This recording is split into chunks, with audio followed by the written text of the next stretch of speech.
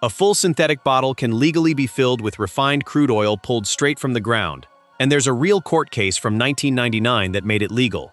6 of the 9 biggest full synthetic brands on the shelf right now are reportedly using that loophole. Only 3 are the real thing. Here's the backstory in 20 seconds. In 1999, Mobil sued Castrol, arguing that Castrol couldn't call its oil synthetic because it wasn't built in a lab, it was refined crude. Castrol won. The court ruled that if crude oil is refined heavily enough, it can legally wear the word synthetic on the front of the bottle. That single ruling is why the label barely means anything today. So for every brand on this list, we're asking one question. Is this refined crude wearing a costume, or is it an actual lab-built synthetic? Let's start with the company that made the loophole possible in the first place. Number 1. Castrol Edge. Castrol Edge is marketed as the brand's flagship full synthetic, and it's one of the best-known oil names in the world. But this is the same company that fought and won the 1999 case establishing that heavily refined crude can be sold as synthetic. Reportedly, Edge is built on that same refined base, not a lab-built one. That doesn't make it a bad oil. It clears industry specs and plenty of engines run on it for years without issue. But at nearly the same price point, you can find true synthetic oil sitting on the same shelf. When the company that invented the legal shortcut is still using it decades later, it's worth asking what the smaller, cheaper brands are doing with the same loophole. Number 2. Peak Full Synthetic. Peak sells itself as a premium option, but breakdowns of its formula reportedly show the base is mostly refined crude, with only a small trace of actual synthetic material. It technically passes the specs required to use the word synthetic, so nothing here is illegal. The issue is the additive package, the chemicals that protect your engine under heat and stress, which is reportedly thinner than what you get from the bigger brands. For close to the same price as an honest store-brand conventional oil, Peak is charging you for a word on the label while keeping the actual chemistry closer to the budget tier. Number 3. Quaker State Full Synthetic. This is the one that should actually annoy you, because the same parent company already makes a real synthetic and just doesn't put it in this bottle. Shell owns both Quaker State and Pennzoil. For Pennzoil Platinum, Shell uses a gas-to-liquid process that converts natural gas into a genuinely advanced synthetic base oil, not refined crude. That technology exists in-house, on the same store shelf, often for close to the same price.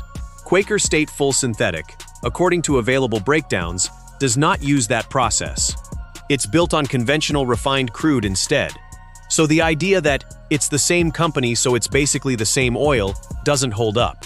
Shell kept its better chemistry for a different bottle. Number 4. Valvoline Daily Protection Synthetic Blend. This one isn't really about the full synthetic line. It's about how Valvoline sells a synthetic blend right next to it in a similar bottle at a lower price. And a lot of buyers assume they're getting a discount version of the same oil. The problem is that synthetic blend isn't a regulated term with a fixed ratio. A product can legally be labeled a synthetic blend even if it's only a small percentage synthetic and mostly conventional oil underneath. So the money you think you're saving by grabbing the blend is closer to the savings the manufacturer made by using less synthetic base to begin with. Treat any synthetic blend the same way you'd treat a straight conventional oil, because chemically, that's most of what's actually in the bottle. Number 5. STP Full Synthetic. STP built its name on fuel additives, and in the motor oil aisle, its full synthetic lineup raises 2 flags. First, the safety data sheet, which lists exactly what's in the oil, is reportedly difficult to find publicly. When a company makes that information hard to locate, that's worth noting on its own. Second, look at STP's thinner viscosity grades, the ones newer engines increasingly require. Those grades demand either a true lab-built synthetic or top-tier crude refining to perform correctly. A full synthetic lineup that struggles to comfortably cover those grades is telling you something about what's inside, even without saying it outright.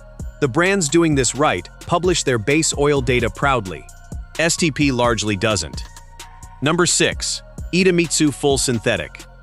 This one stings a little more because Idemitsu is a genuinely respected Japanese brand, especially popular with Toyota and Honda owners, and its formulation numbers are solid. Apply the same test from the start of this list. Strong reputation, premium price point, and reportedly still built on a refined crude base rather than a true synthetic one. That combination makes this the widest gap on the list between what the label promises and what's actually inside the bottle. It's not the worst oil here by a long shot. It's just proof that even well-regarded brands play the same labeling game as the budget names. That's 6 brands leaning on a rule from a 1999 court case most drivers have never heard of. No sponsorships in this video, nobody paid to be on either half of this list. If breakdowns like this are useful to you, consider subscribing, since that's what keeps channels like this able to make them. Now here are the 3 that didn't take the shortcut. Number 1. Pennzoil Ultra Platinum.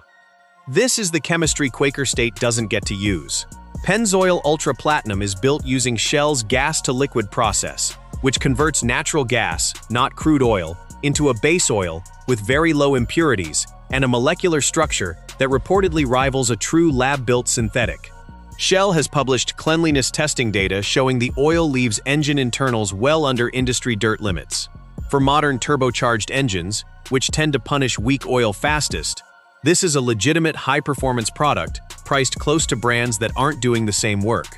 Same parent company as Quaker State, same store shelf, and a completely different product. Number 2. Liqui Moly Synth Oil. German brands tend to be conservative about what they'll put on a label, and when Liqui Moly calls something synthetic, it's reportedly built on a real lab-made base. It also carries tougher European approval standards than the baseline rating a lot of budget brands stop at, which matters because those standards specifically test performance under sustained high heat, exactly what a hard-working turbocharged engine deals with. It costs more than some of the flashier racing-branded bottles nearby on the shelf, but the extra cost is going into the actual base oil rather than into marketing and packaging. Number 3. AmSoil Signature Series. AmSoil reportedly sold the first true lab-built synthetic motor oil in America back in 1972, and Signature Series is still built on that same real synthetic base today. Independent testing has shown it burns off noticeably less oil under high heat compared to synthetics built on refined crude, some of which lose 2 to 3 times as much. This is the company that had the chance to walk through the loophole Castrol opened up in 1999, and simply didn't.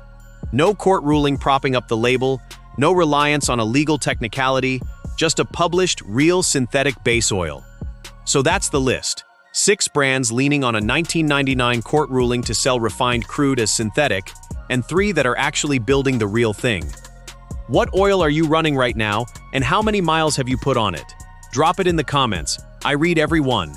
And if this saved you from grabbing the wrong bottle next time you're at the parts store, subscribe, because there's a lot more of this kind of breakdown coming.